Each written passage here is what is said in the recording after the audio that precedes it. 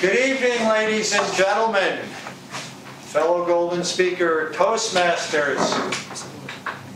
I'd like to welcome you to our weekly Tuesday evening meeting of the Golden Speakers Toastmasters Club. And it's my great pleasure to introduce the esteemed president of our club, Ms. Jean Symington Craig.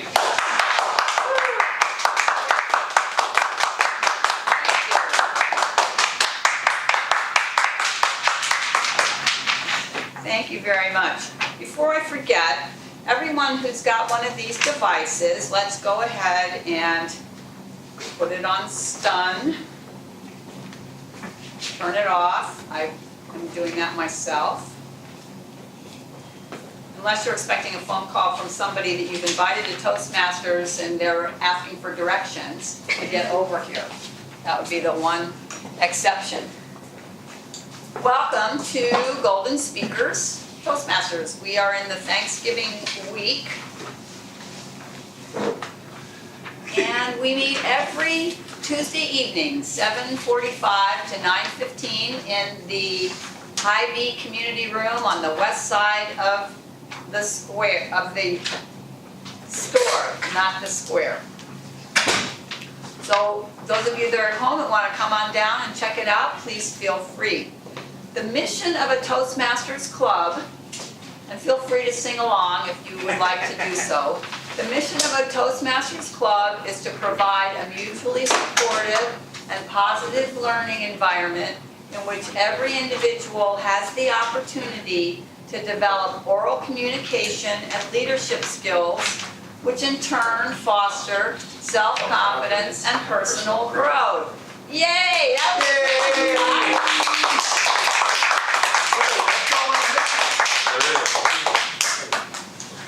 That was an excellent rendition. You know, there's more verses to that if you want to learn that for the new year. Just kidding, just kidding. Let's see, we have a little bit of a top-heavy, you know, we have one of those, the boat is listing heavily to one side. So Dewar, did you want to switch over to the other side? This side. Just to balance out our room here and give Rick a little comfort. Rick likes a little comfort. Do we have, well, we have some important speeches tonight. And we do have a familiar face, father of one of the important speakers. So let's welcome John Miller.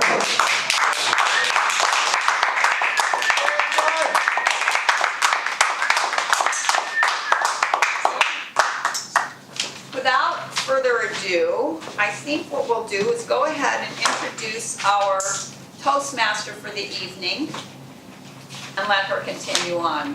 Nirja.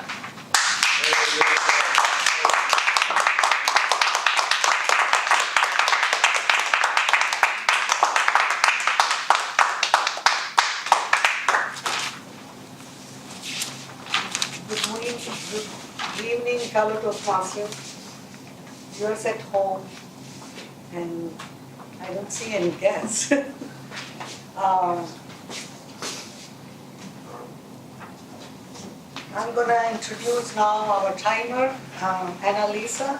She's playing the role for Tabitha. She's not here today. Okay, so.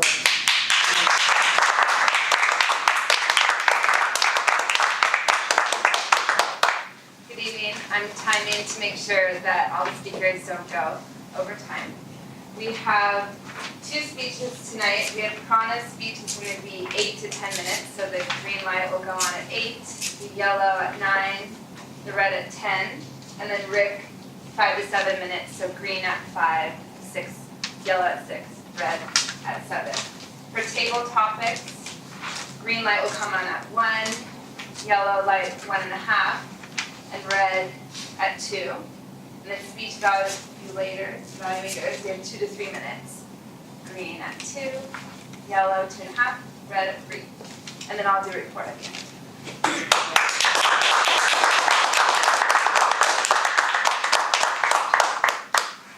Now I'm going to introduce Annalisa again for grammarian, and she's going to tell us what she's going to do.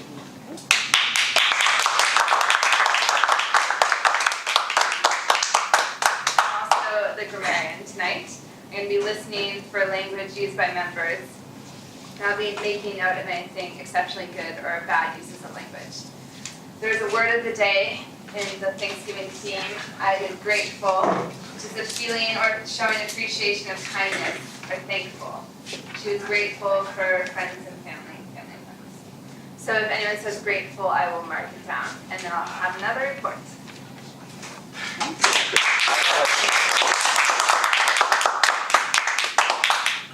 I'm really grateful that you are doing 2 jobs tonight.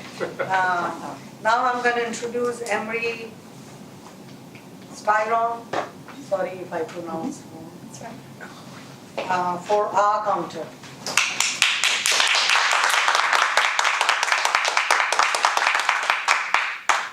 I'm grateful to have the job of awe counter tonight.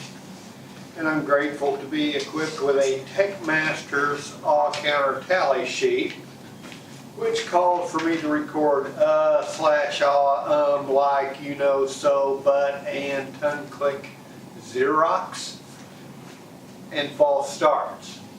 I'll be doing that and giving a report at the end of the meeting.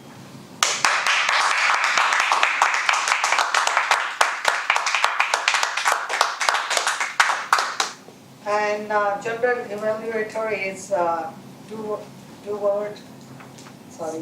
Straub, right here. Straub. We'll hear from him later. We'll hear from him So he's gonna evaluate later. later. And Will Burns, greeter and joke master, but he's not here today, so somebody else will take his role. Prepared speeches.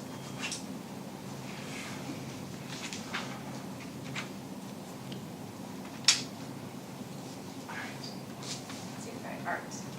Yeah, Art Atkins reads objectives for Speaker Ryan Brown. Thank you.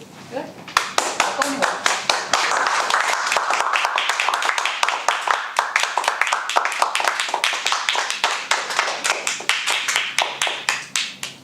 Thank you, Deirdre. Good job. Well, we have a watershed event this evening. Ryan Miller, our next speaker, will be giving speech number 10 to inspire your audience from the Competent Communication Manual. Completion of the Competent Communication Manual is not only kudos to Ryan, it helps the club's advancement. It is a signal special event. Ryan is a passionate environmentalist as well as a socially responsible investor in the market and in his projects. He graduated from Maharishi University of Management in 2012, came from Dickinson College,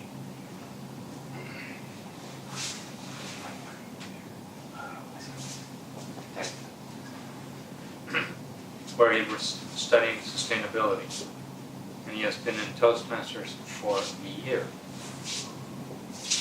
So the project that he is doing, number 10, is called Inspire Your Audience. His project is to motivate us to improve either personally or emotionally or professionally or spiritually, relying heavily on appeals to our emotions. He should be speaking to us, appealing to noble motives, challenging us to achieve higher level of belief or achievement, some change in thought, speech, or action. He is to use the skills that he's learned in all the previous projects. So how to use the stage, vocal variety, use of his body language, all these things are to be incorporated. Ideally, he'll use no notes.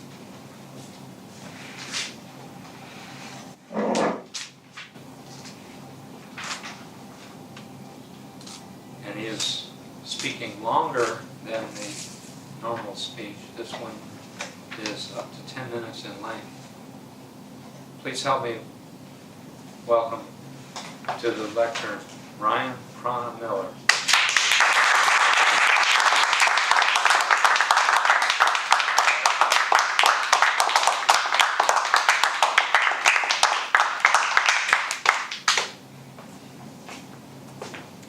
It's a new lecture, I don't know if I Yeah. can take it. All right. Today is November 24th. I guess this is my almost anniversary for Toastmasters, which is exciting. Well, maybe it's past. I think I started in November of 2014. What was the first, or what was a time that you felt some sort of excitement or a sense of awe from a scene in the environment, a beautiful sunrise or sunset, maybe smell of some woodland pines, pine trees, or the sight of a mother black bear and her cub crossing across the trail? These are some things that I experienced in the Pacific Crest Trail in 2005 with my fellow team called the AmeriCorps. And so my team was committed of, or made up of 8 people, myself included, and we basically just went from the Northern California down to the Southern California trail. It's a 2,600 mile long trail. These are some pictures which I'm not going to narrate, but they're there if you want to look at them. And so this trail is 2,600 miles long. I spent 6 months camping and just living in the backcountry.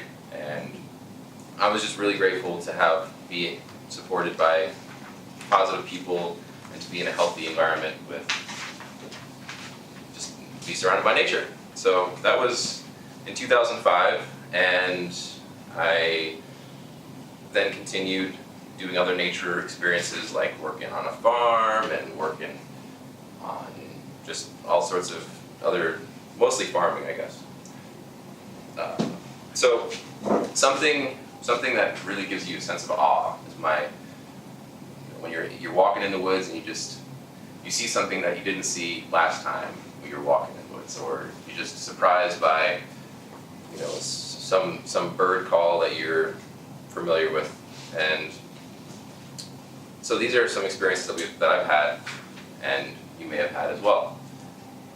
Also, I go into just starting off with that mindset. We want to preserve these experiences. I want to be able to have these experiences again 5 years from now. The planet, who knows what the shape will be. Hopefully something positive and livable. And that's kind of what I want to keep as a goal in this speech.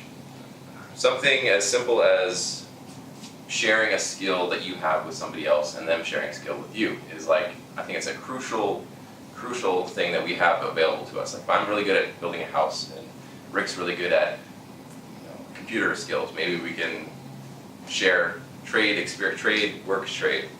And for another example, something with the environment, if I'm really good at installing solar panels, or somebody I know is, and then somebody else is great at doing something else in banking or something, it's trading skills. I think that's a crucial thing to find what we're passionate about and make a difference in our community. So I also think that we are able to become kind of self-sufficient and create what we need in our community, and it's already happening. It's not like we have to reinvent the wheel. India, China, and America are doing huge solar projects in the gigawatts of, I don't even know what that is, but it's huge. And gigawatts are being installed of solar panels in these countries, and there's all these technologies. We have all these technologies: hydrogen power, electric cars, hydrogen cars. You're all familiar with these technologies, and they can be implemented with our just making that choice to implement them, and voting with our pen as well as our dollar, because we just buy an electric car, it's a good effect. But if we vote with our dollar, or with our pen, voting in congressmen that support these ideas too, then we can make a bigger impact. And that's happening, like I said, in India, China, and America already. A quick story of when I was at the, kind of on the work trade thing, I was at the rec center. I was working out and I wanted to get stronger. You might like to get stronger at the rec center occasionally, work out. I was there and I was talking to this guy who looked like he knew what he was doing more than I did, and I asked him, what do I do? He's like, well, I work here, so I help you. So I was like, all right, how do I make, I'm not really sure I'm lifting weights, what do I do? He said, well, if you want stamina or strength. I said, stamina. So he said, just do less reps, more times, or less weight, more reps. So that simple interaction, if I hadn't asked him, I could have been injuring myself, and just being able to ask somebody for their advice, and then you're benefiting and they're benefiting because they're sharing it with you, they're sharing their skills.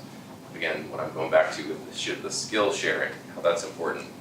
It's an important thing to share skills, because we all can contribute to a better environment if we just pick our own niche and then work on it. So it's kind of relevant, it's not exactly a perfect metaphor or a situation of how to improve or how to share skills, but that was the first thing that came to mind when I was writing this speech as an environment, as a skill share type of experience.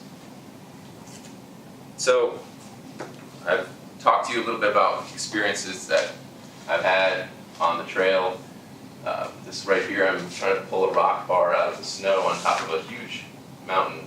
We weren't expecting a snow, so it just got stuck in the snow, and we're like, well, we got to retrieve it. So we went up there and hiking through 2 feet of snow, and finally pulled it out of the ground and rescued our tools. But so those experiences where we're in nature and it kind of refills your engine, refuels your engine. So I think being in nature, being able to preserve those experiences for ourselves, so that you can walk out in your backyard and see the sunset and not be in a sky that's completely polluted, gray, dark pollution like some cities are. So being able to do that, I think, was my goal, is my encouragement to us. And climate change is happening. It could be the solar system, it could be us, who knows, maybe it's both, but it's definitely, there's some anthropogenic causes of climate change. So I think we should be, well, it's just a matter that if we want to take care of the planet can do what it wants, but if we want to have a home in this planet, climate change is, it needs to be addressed. So I think over, we got Japan with the hurricanes, we got Hurricane Katrina, we've had the Philippines with the hurricanes. All these places have experienced pretty terrible weather events, and just to prevent those future events from happening like that, or to mitigate them, I think we can make a difference. So mitigate the climate change events by finding your niche or encouraging other people to find their niche with the environment is my call to action, and finding or creating a mobilization, climate mobilization, I think is where we're headed as a country, and it's happening, and I think we need to keep fueling that. So that's my call to action, and I believe that if we can do that, we will be able to just basically ensure that we have a place on this earth for generations to come. And yeah, it's kind of exciting because we're a part of I'm a part of it, and you're a part of it. We're able to work together to make this climate livable and experience the bliss and other experiences that we have in nature. So, thank you.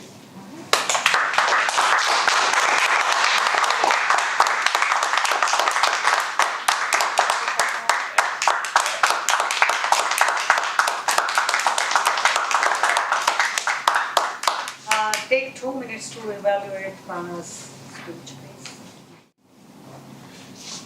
Okay, thank you, Annalisa. Now then Craig is going to read the objectives for Rick Starr's speech.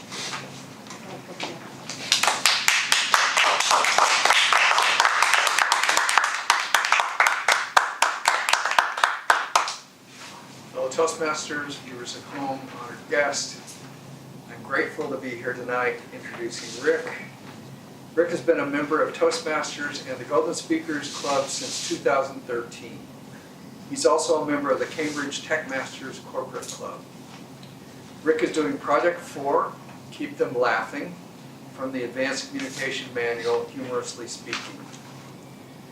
The objectives of this project are: prepare a speech that begins with a self-deprecating joke. String together 2 or 3 jokes in the speech body. Close the speech with a humorous story.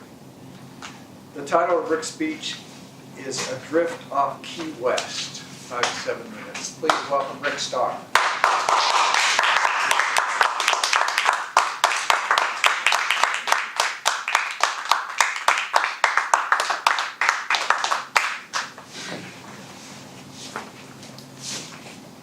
It's a typical February day in New York City.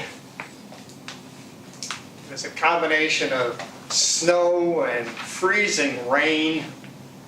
The wind was blowing this stuff into your face.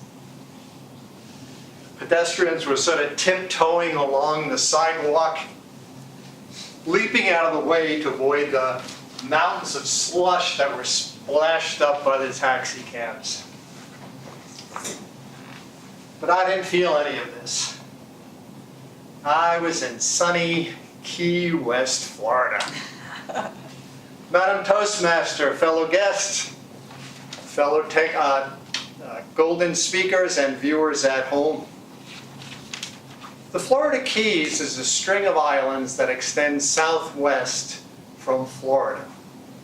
Key West is the last of those islands. In fact, Key West is the southernmost point in the United States. The people in Key West call themselves conchs. It's a mispronunciation or a different pronunciation of the word conch that you blow into or eat squingeal, which is conch meat, put it on salads. So the sports team is the Key West Conchs. They even have a train called the conch train, which is a little motorized thing with cars that carries tourists around the island. On this beautiful day, my buddies and I decided to go fishing. We rented some small motorboats and some fishing tackle, and off we took. It was a beautiful day. It was in the 80s, no wind, and we spent the day baiting our hooks, casting into the water, reeling the hook in. Anybody who's fished knows that most of the time you don't catch anything, but it was fun. Casting, reeling it in, occasionally you catch a fish. It was a good time. At the end of the day, it's time to go in, and this was well before cell phones. We could see the boats, other boats off in the distance. We signaled to them, going back into the dock. I walked to the back of the boat, went to start the engine. It wouldn't start. Try again. It wouldn't start. Put the choke on. Maybe it's flooded. Wait a few minutes. Try it again and again. The engine wouldn't start. By this time, all of the other boats had been gone. And it started to get dark. Remember, it was February, and it got dark pretty quickly. And it was cold out there. We just had t-shirts and shorts on, and we were freezing. After a couple of hours, we were just numb. Then I started to think about all the horrible things that could happen to us. We could drift into a shipping lane. Our little boat had no lights. This giant freighter could come along and smash right into us. And sharks. Every once in a while, the fishermen would catch 12-foot sharks off of Key West, right up on the beach. We could be eaten by sharks. And Cuba. We're closer to Cuba than we are to Florida. And this was in the middle of the Cold War, and Cubans hated America. They hated Americans. We're going to be put into a prison and never seen again. Wait a second. All of a sudden, here, a helicopter. They're looking for us, but they can't see us. It's pitch black. What can we do? And one of us, I won't say who, had the bright idea of lighting a life vest on fire. Oh, no. So we poured gasoline on the life vest, lit it on fire, and started waving it on the back of the boat. The helicopter came closer and closer. It was right overhead, and he was gone.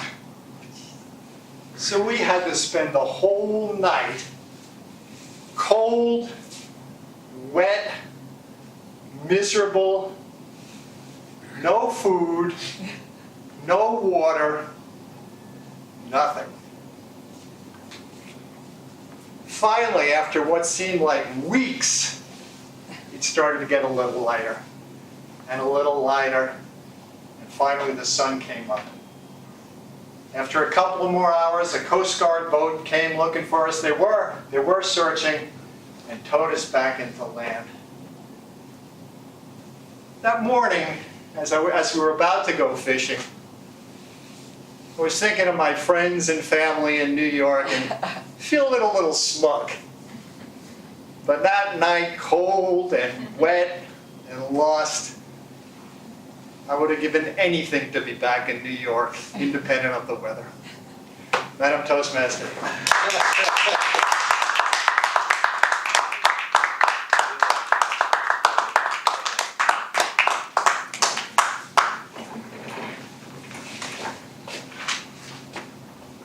Okay, take 2 minutes to evaluate Rick Starr's speech.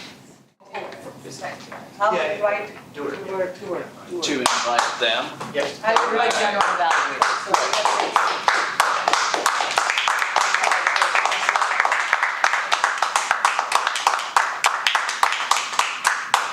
Greetings, fellow Toastmasters and viewers at home.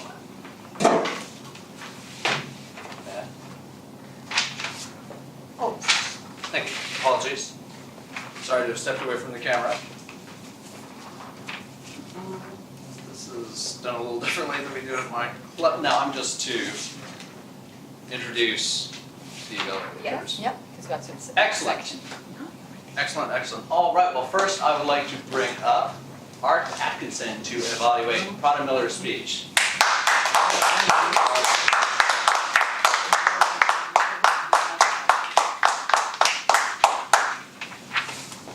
Okay. Good evening, Toastmasters, guests, and viewers at home. First of all, let's give a warm bit of applause for Ryan, project number 10.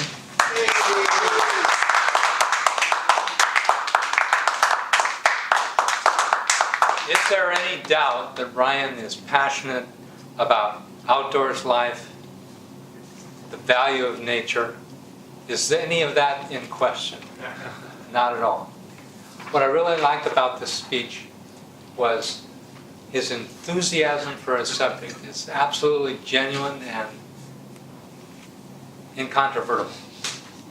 No doubt about how grateful Ryan is that he's had a chance to go on an expedition like this, that he's had a chance to study sustainable living, that he's had an opportunity to work in the field, become very good, for example, at installing solar panels.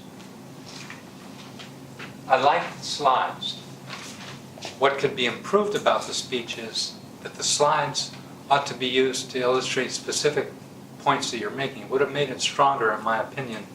For example, you had some pictures of what looked like receding glacier areas and snowpacks that had melted off and exposed bare rock and dirt.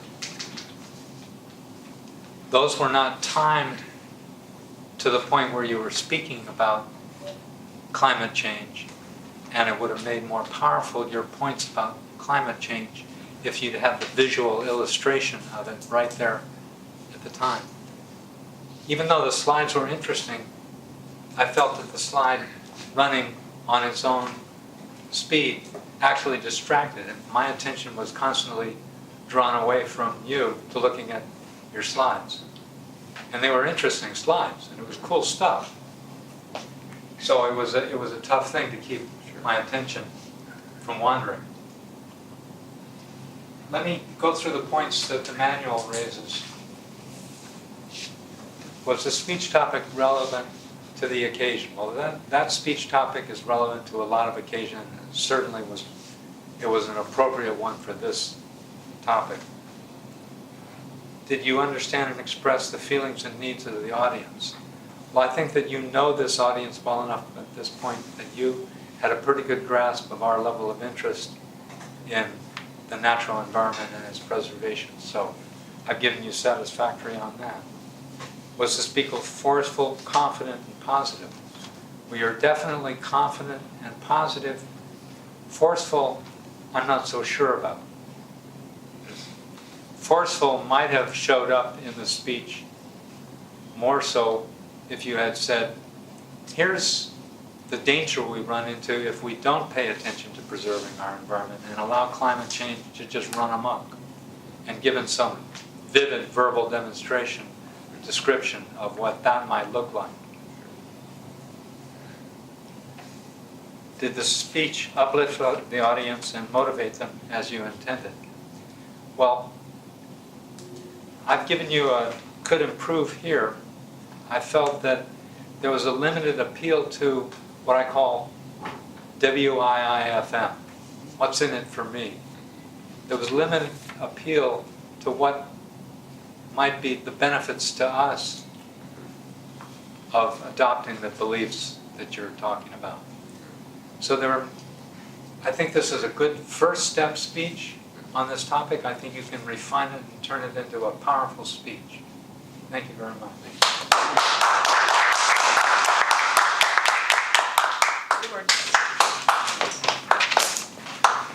Thank you, Mr. Atkinson. You're welcome.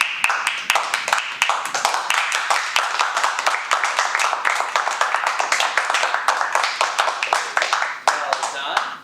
And now we are going to bring up evaluator Dan Craig, who will evaluate Rick Starr's speech.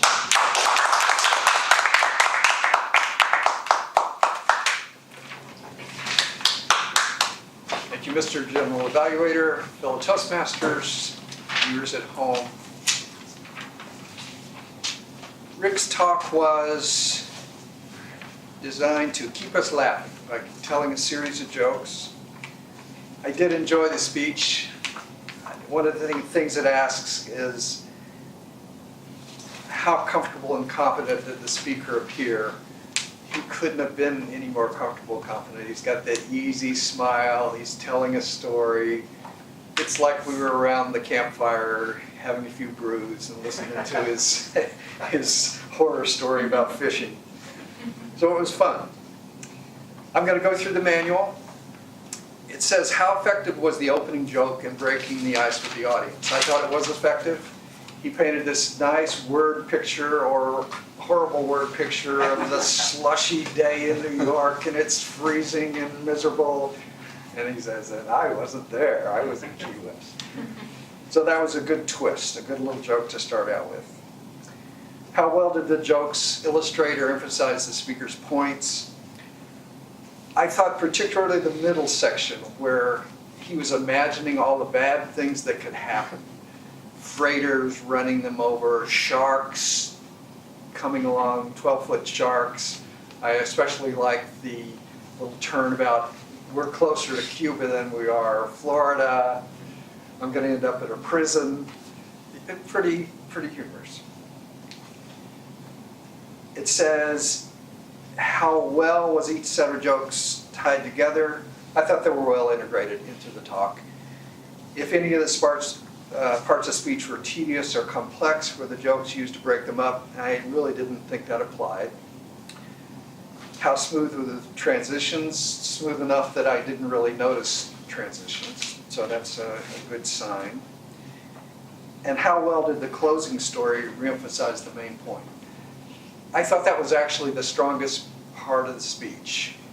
You tied it up really nicely. When I started out this morning, I was feeling pretty smug, thinking about all my suffering friends back in New York. By the time I got towed in by the Coast Guard boat, I really wish I was back in New York. I'm repeating you, but I thought it was just excellent. Very good. Were the stories and jokes amusing to you? If not, why not? This is the only thing I'm going to suggest for you. First, I'm going to say that I thought the Cuba and the prison anecdote was pretty funny. That was very effective. I thought some of the other jokes could have been funnier. And I'm not very good at being funny on demand, so I don't know how to necessarily fix that in whole. But for one example, I think you could have really had a better joke about the helicopter that came to hover over you. It could have been something like, we were so creative in lighting this life vest on fire that we managed to attract a helicopter to come down and look at us. But we had done such a crazy ass thing that they immediately turned around and left. Something like that. Very enjoyable speech, and I look forward to hearing the next one.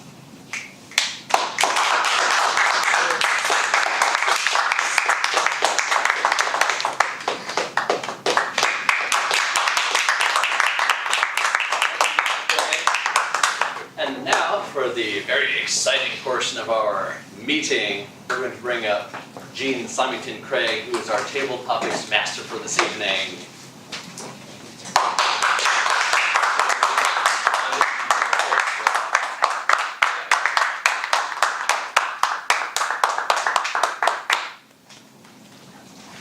What is she doing? Okay.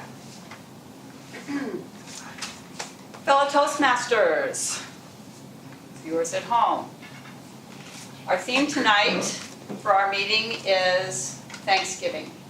I thought about this actually. I grew up in the United States, and like many of us, I have a fair number of positive memories about Thanksgiving. However, usually we have people who are not from the US, and Thanksgiving is peculiarly American.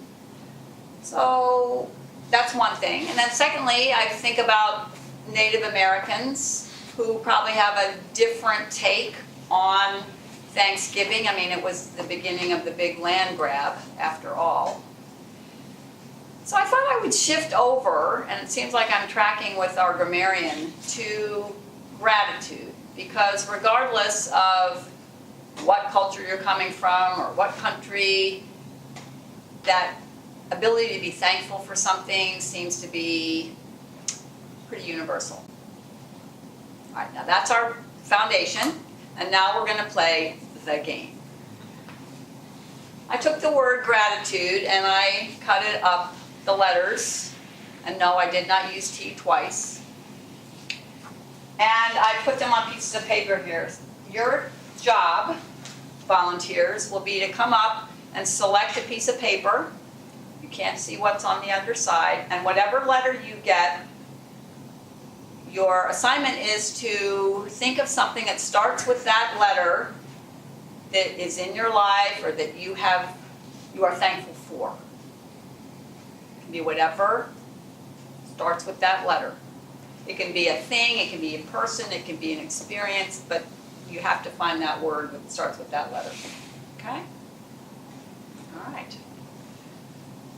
Okay, so who is my first? Ooh, Emery wants to come up. All right.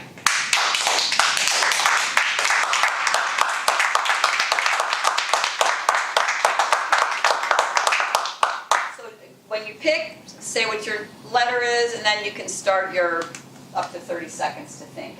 Good luck. Thank you, Madam Toastmaster. My letter is A, which I'm grateful for because as I was sitting in the chair, I thought, if I get A, I know exactly what I'll talk about, which is my dog, Axel.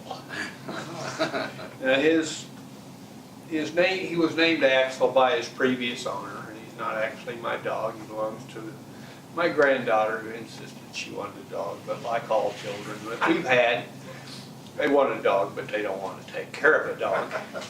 So who walks him? Who feeds him? Who takes him to the vet? It's me and my wife. But we are grateful for that because, at least I am, because it gets us out. We get exercise. And as much as we curse that dog, as many times as we wish that he would run off and not come back because he stands out in the pen in the backyard and yaps his fool head off. And he's taken over the back of my pickup truck and makes a mess in there. We're fond of that little critter. So I am very grateful for Axel.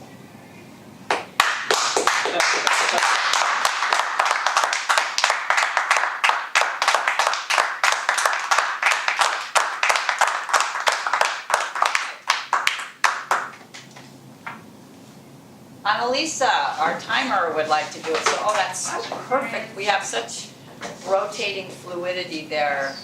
As Prana takes over the timer slot. All right, let's welcome Prana.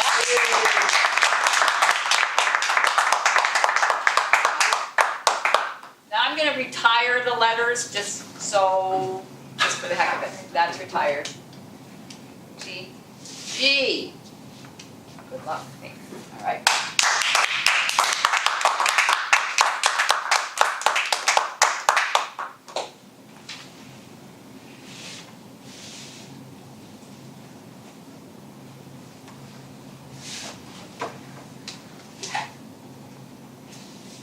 I'm going to be grateful for two things. I'm going to be grateful for my father, Glenn, and the country Germany.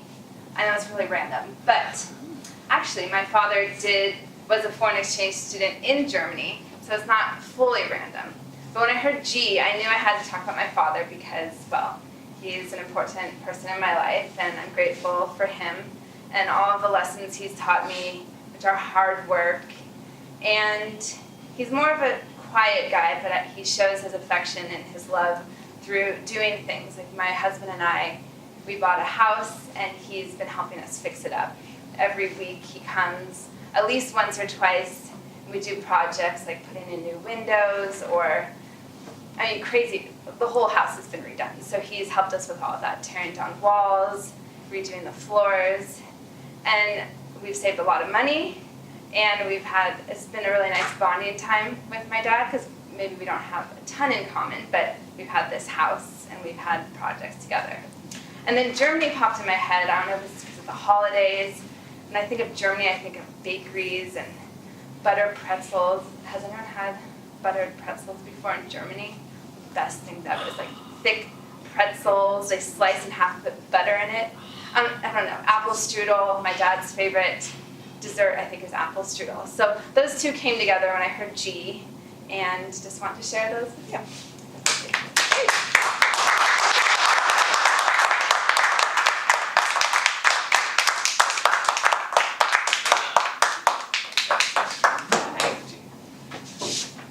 Who else would like to pick from the boneyard here?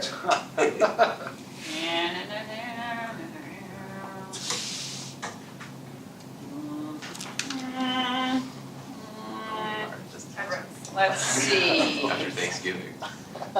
Since we're all carrying rolls, I think Neerja, you should come up. Because I like those boots. I like those boots.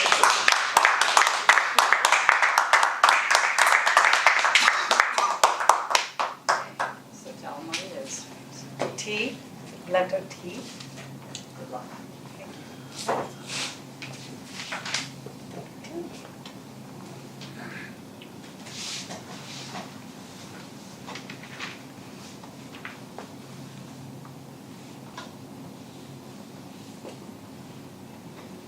I'm very grateful to have table, actually. Table is so useful. You can sit on that, sit next to it and do your homework or do your office work and eat. And you don't have to sit on the ground. So tables are, I think it's a good invention, whoever did it. And even though it's so interesting, I don't have dining table in my house because we are living in faculty housing in MUM, so we don't have space in the kitchen to keep dining table. I really miss table by my dining table. So I think when we were growing up in India, we never sat on table, like sit on the table and chair and eat. We always sat down on the ground and we had like a small, it's a high thing, you keep your food on top of it and sit on the ground. So we used to eat there. So I feel this very grateful that tables are best invention. Thank you.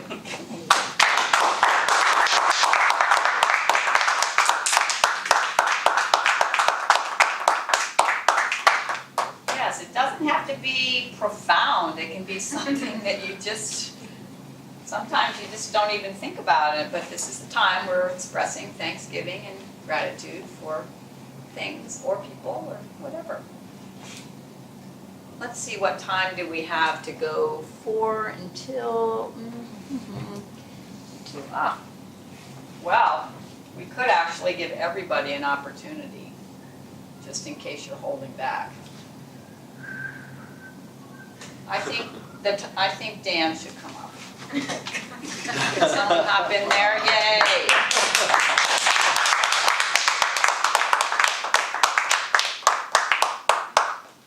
You may have to bring some back into retirement. It's either an in or a U. You're at it. It's a U. Good luck.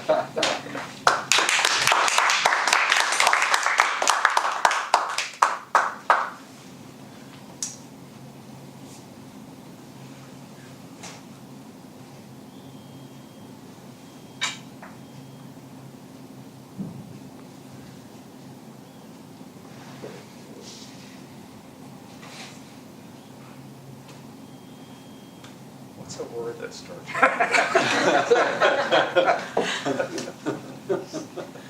Ukulele. Ukulele. Whatever. Oh, yeah, same thing came to mind.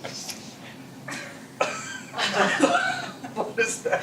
It's an umbrella. Umbrella. It's a terrible Should I idea. be tiny? I think outdoors is better. My 30 seconds is up, so I'm just going to begin speaking and see if anything comes out.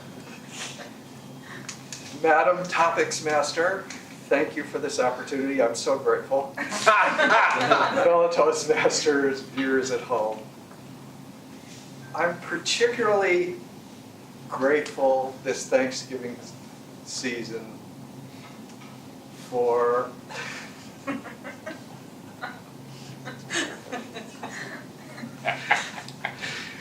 the chance to speak in an unscripted fashion. Unscripted. Extemporaneously. Off the cuff. Table topic-ish. It's good because, as you all know, when you get up here and you don't know what you're going to be speaking about, and you have to think of something to speak about, that suddenly this little section of your brain that's been sleeping has to kick in, or you begin to feel increasingly foolish as you stand before the crowd, just speaking. But luckily, the green light has come on. Thank you.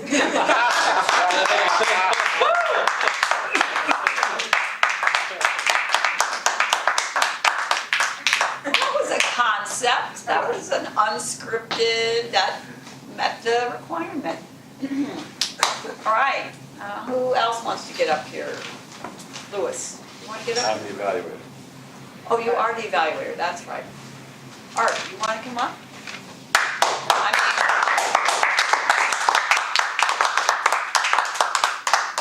okay, these are the unretireds.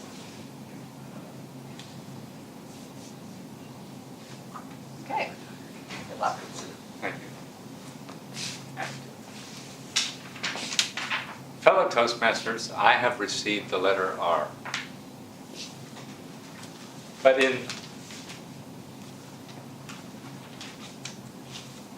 because I have the floor, I'm going to segue. The letter U appeals to me.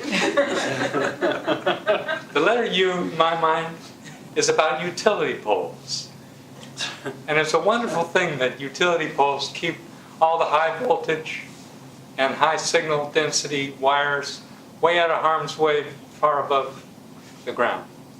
However, when a utility pole is put in an inconvenient location, it's up there. And I happen to be contemplating the construction of a building right where a utility pole presently exists. Now, less than 20 feet away, there is another utility pole which just showed up magically one day on my property without anybody having said anything like, by your leave. A utility pole showed up. And so I am in the enviable position of saying, I want this utility pole gone, just move your stuff to that one so I can build my building here. Madam Table Topics Master.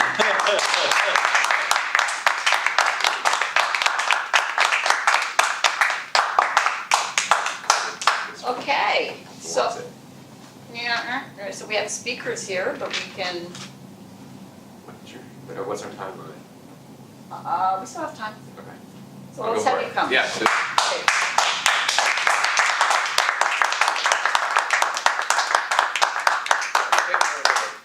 Pick a lottery. one of these right here are the, What are my odds?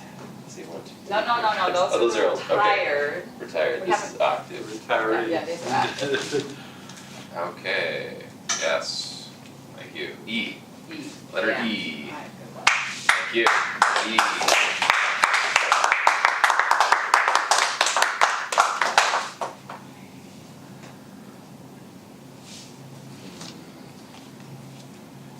All right.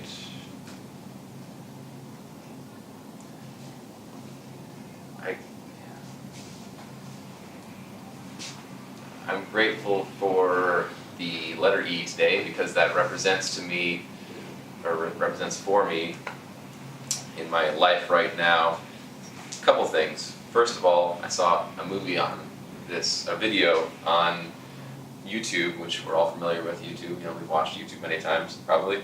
It's kind of a addictive outlet of, you know, you just click, click, click, click, and you watch a movie and then it goes to something else, and you end up with the Illuminati, and you started with, like, you know, baseball or something. So the other day I was watching eels on YouTube, and they were fighting these, what were they fighting? They were fighting these crabs or something, or lobsters, and this lobster was just poking along at the bottom of the sea, and then this eel just slithers up behind it and just does this electric shock. So it's an electric eel. So that's double E, which is really interesting. I just find the deep ocean fascinating. So eels, one thing that I'm grateful for. And I was fishing for an eel at one point in my life. That was the first time I went fishing. I was fishing for an eel in the river by my home. Didn't catch it, but it was just a memorable experience going fishing. And so eels, I don't think I have enough time to go into the other grateful thing. I don't even remember what it was at this point. So thanks for entertaining. Good story.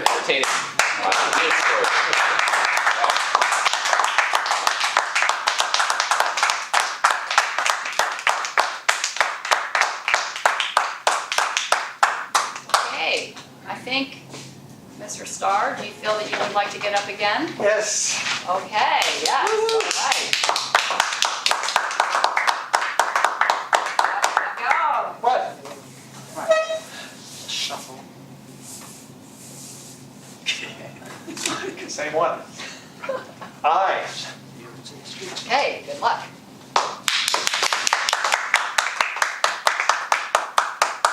Madam Table Topics Master, fellow Toastmasters, and viewers at home. Once at the Cambridge Club, the Cambridge Tech Masters Club, Scott, as you know, got up to do table topics. And he spent the whole time, as Dan did earlier, sort of just circumambulating around the topic. He didn't say one thing about the topic. He repeated the question. He explained how he had 30 seconds in which to speak. He explained how he was going to attack this subject, and he never got around to it. And it's always been my goal to get up for table topics and see if I could spend the required 60 seconds, which I just have accomplished. Madam Table Topics.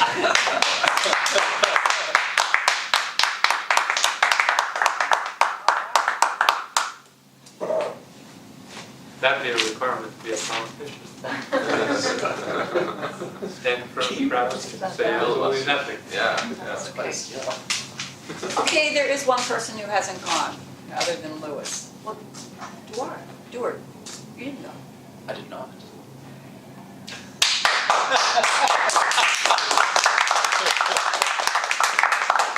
All right, well, you get this one or this one? Well, it's blank. Well, It looks like a D. D. Thank you, Madam Table Topics Master. Fellow Toastmasters and viewers at home. I usually dive right in with that, give you a moment's thought.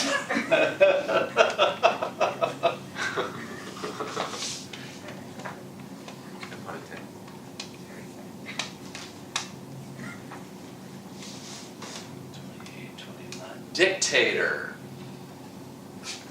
Now that would be an interesting position to hold, which I'm piquing your interest about my upcoming speech of a historical figure, more to follow. Dictator gives rise to what one might do in a position of supreme authority. We hear so much about people going sideways and making life miserable for everybody. Too much surveillance, people showing up in your house, rummaging through your goods and whatnot, taking people away. It's like just totally disrupting your lives. But there's so much that could be done. Like, you could have just a free cookie day, whatever, at various locations. You could even have floats. Caesar has declared it Wheels of Happiness Day, and chariot wheels could look like cookies. You could just be distributing cookies for all. So you could turn into a really fun thing, and then you just kind of have to, what a fine time to end. The green light. Dictator. And as a dictator, I would just abruptly enter and leave places. Such as I was trying to do towards you.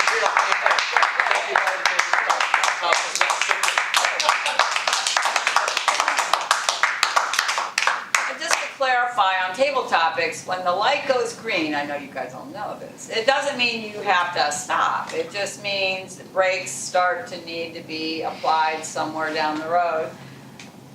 Rick kind of set a tone there of making it to the finish line. Slowly overcoming my shyness. Okay, well, this is really interesting. I hope you got a lot of gratefuls back there. Yeah. tons of gratefuls. And with that, we'll hand it back over to our table topics vote. Yes. We do vote first. Madam Timer, did everyone qualify? And if, please read the people who qualified. Everyone qualified. We have Emery, we have Annalisa, we have Neerja, Dan, Art, Prana, Rick, and George. Okay, Annalisa, did you catch all that? everybody in the room. So you can vote for yourself and vote often if you like. All right, now that we've got ballots going, we'll go ahead and hear from our table topics evaluator. Well, and I think because of the quantity, let's do I'm gonna be fast. 3 to 4. We'll do 3 to 4. 3 to 4 minutes, just in acknowledging the number of people. This will be Louis Denbaum.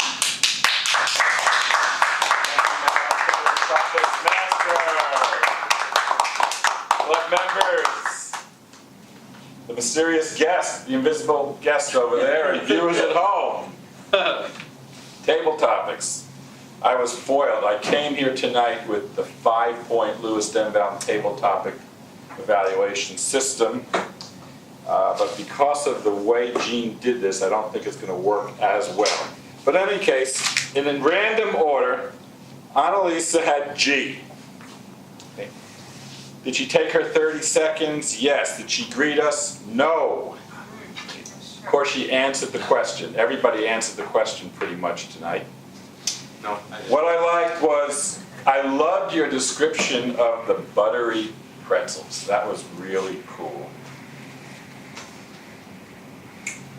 Suggestion for you is, make believe you're actually eating it. Put it up to your mouth and just make us really want to eat that pretzel. And maybe, a little hammering with your father helping with the floors. So that's my suggestion for you. Neerja, yes, you took your 30 seconds, you didn't greet us, and you answered the question. You had teeth at table. What I liked is you smiled and laughed a lot. Just really brought me in with your smile and your laughter. You were having fun up there. I really enjoyed that. My suggestion is to give us some more examples of the use of the table. Show us what you would do at a table and kind of imagine sitting in front of that table, standing in front of it, and actually get into it. Emery, you had A, and you didn't really take your 30 seconds and you didn't greet us. But of course you did answer the question. A for Axel the dog. What I really liked about your table topic was the juxtaposition of the good parts of him and the bad parts of him.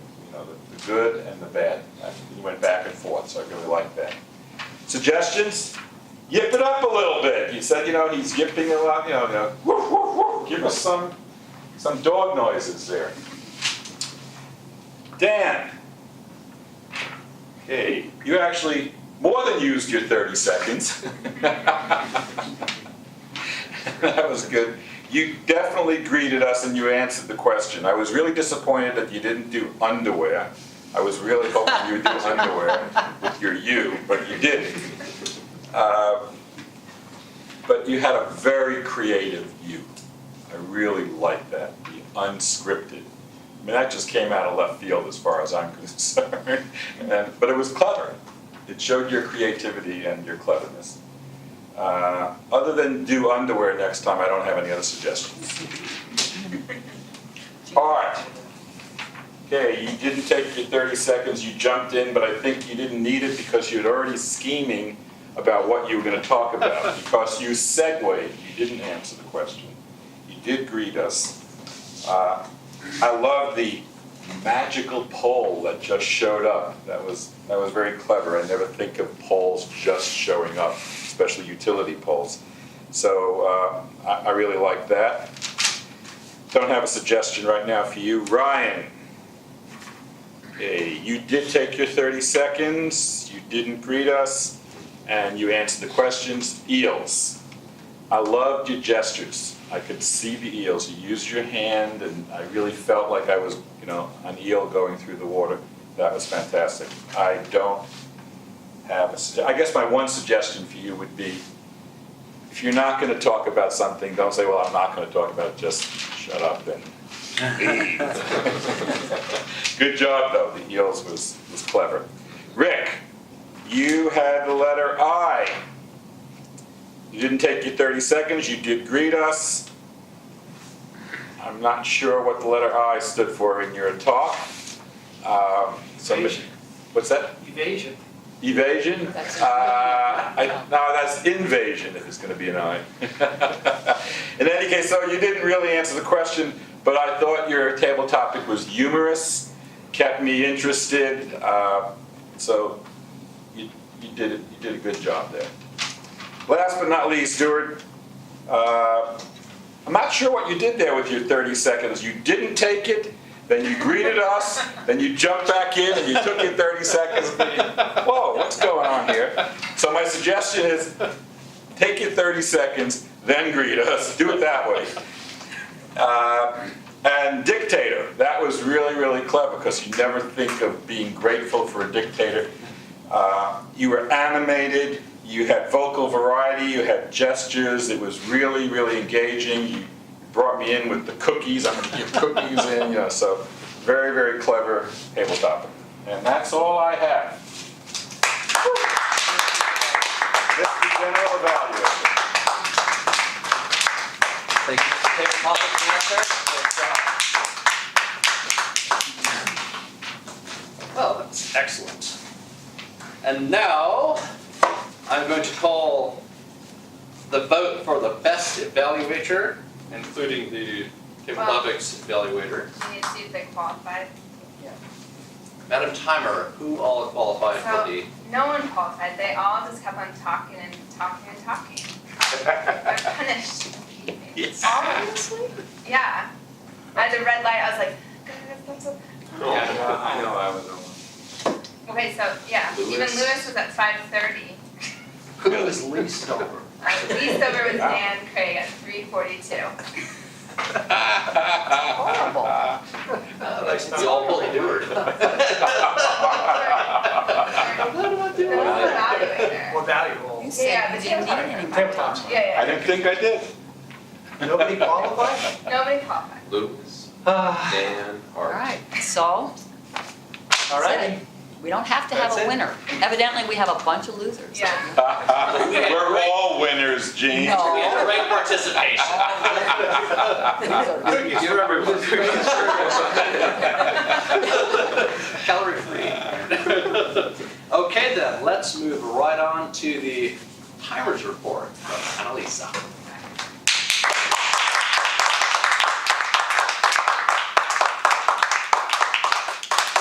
For speeches, Prana was at 9:42 and Rick was at 5:47. Table topics, Emery 115, Annalisa 130, Neerja 114, Dan 113, Art 120, Prana 135, Rick 104, and Duard 107. And then for the evaluators, we have Art at 4 minutes, Dan Craig at 3:42, and Lewis at 5:24. Thank you, Madam Timer.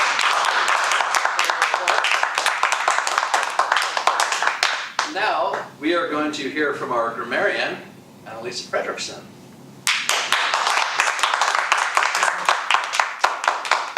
I would say most people said grateful. Some people said it about 5 times, so I'm not going to go into that, but it's pretty easy with the table topics. Prana had some nice phrases. He said, preserve these experiences, refuel your engine, find your niche with environment, and climate mobilization. And then I liked Rick's descriptions as well, like mountains of slush splashing up by taxi cabs. And that's my report for the evening.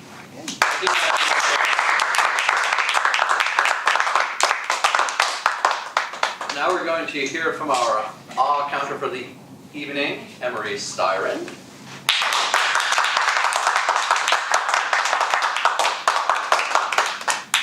Prana had 3 uhs, ahs, 2 likes, 10 you knows, 10 so's, 10 ands, and 3 false starts. Art had 2 so's and 1 false start. Nirja had 2 likes, 2 so's, 1 and. Rick had 1 aw. Jean had 1 so. Annalisa had 1 like, 1 but, and 4 ands. Lewis had 4 ahs, 1 you know, 3 so's, and 2 ands. That's my report. Thank you.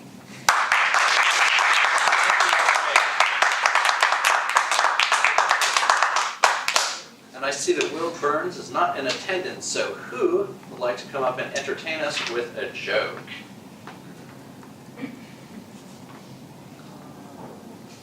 We don't have to have one. We don't have to have one. Can you juggle? I have That's a bit of amusement. You have one? I heard a joke the other day, I can try to retell it. Oh, fantastic. Okay. Yes. Do you know it? Are you gonna? I'm not 100%. I mean, I could, it's possible that I I might hate it when you fail. forget the punchline. It's kind of it's like a drawn out punchline. So we would, If somebody else has a joke, go for it by all means. But yeah. I have a, all Okay, right. okay. All right. You have to practice it before you do it. You're on a. this is actually a Yogi Berra story. And as in later years, Yogi's wife asked him, so Yogi, you grew up in St. Louis, we live in New Jersey, you played for the New York Yankees. Where would you like to be buried? He said, surprise me.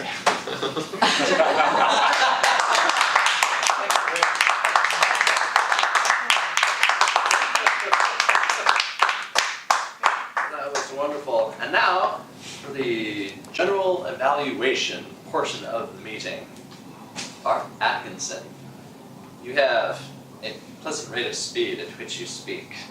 It's very relaxing to the mind. It makes the mind very receptive to information.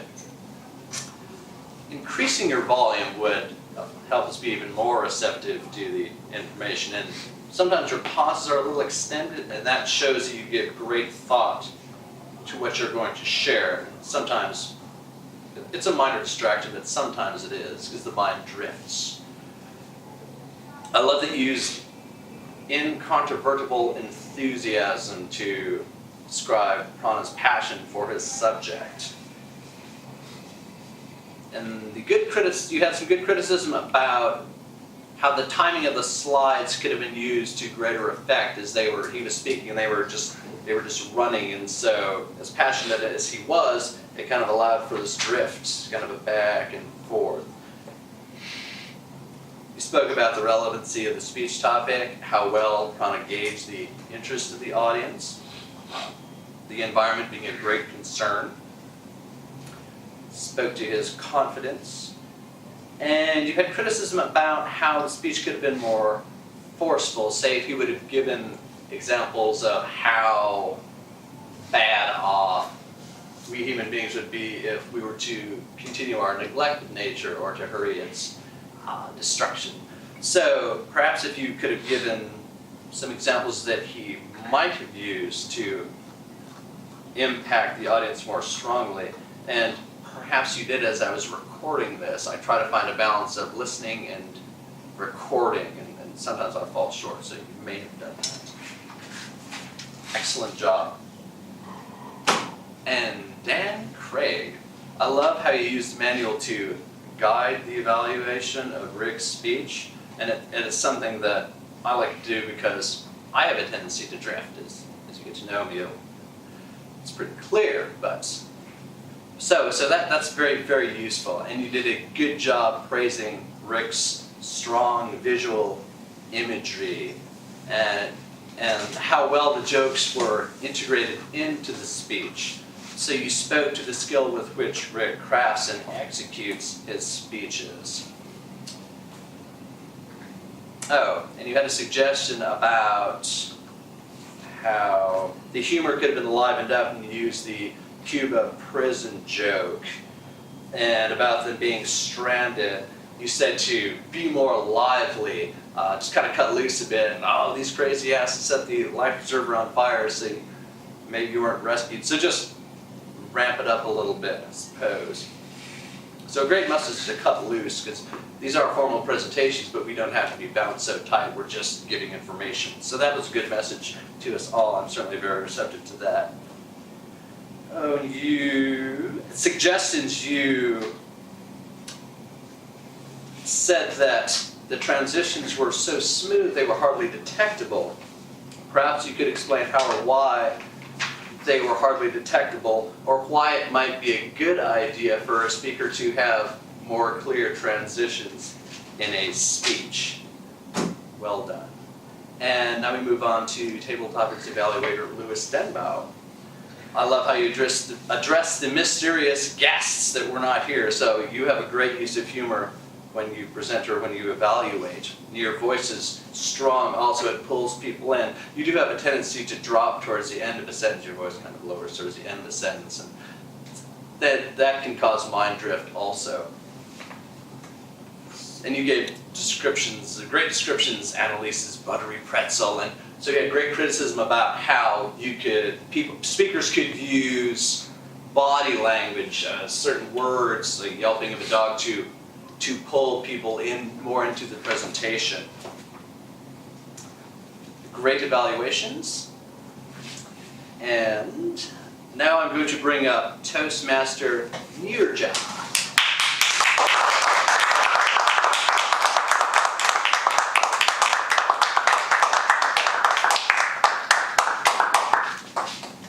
It's award time now. So we have only best table topic award. Best speaker. Who's the best speaker? Wait, Louis has the table topics. Emery.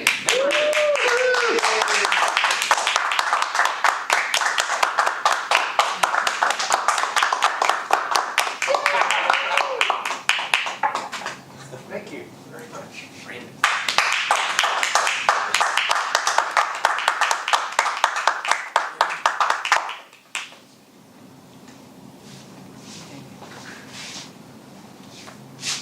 So we have a best speaker also.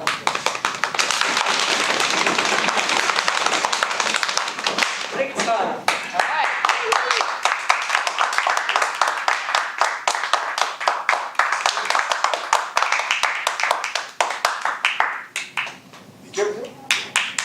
All right.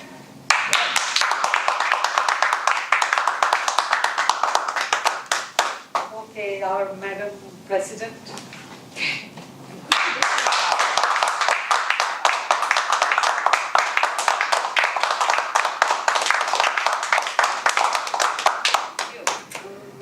First time.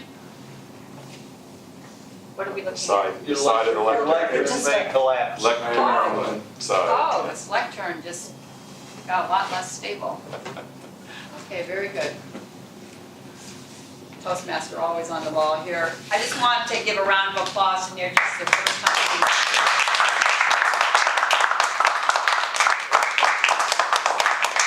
Good job. You follow the agenda, but there's a lot of little nuances. It's kind of fun though, isn't it? You did a great job, really great job. I'm just about done. I wanted to thank again and just express congratulations to Ryan Prana Miller Thanks, Jean. for completing his competent communicator. This is a really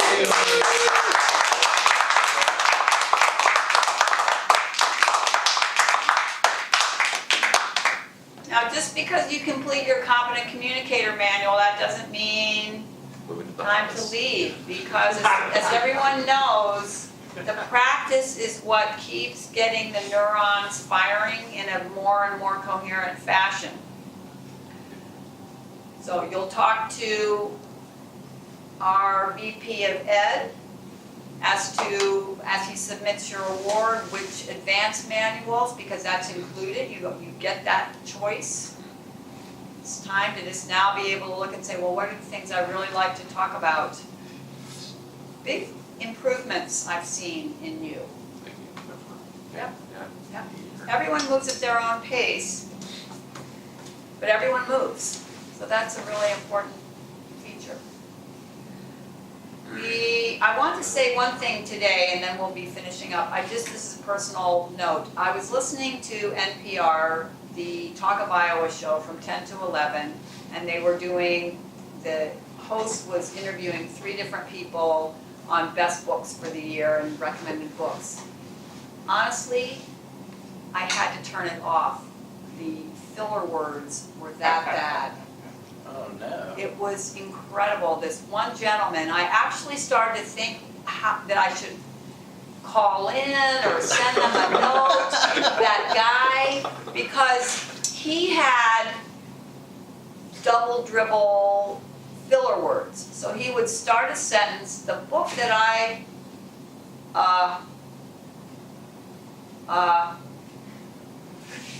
think would be good for your, it was like that.